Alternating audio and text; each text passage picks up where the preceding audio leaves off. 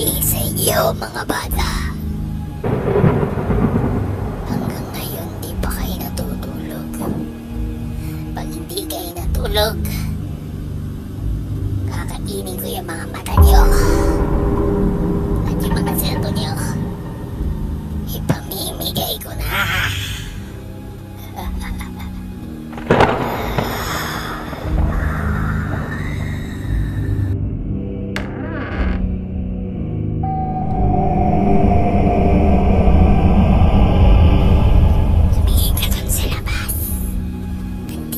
Ako sa dilim.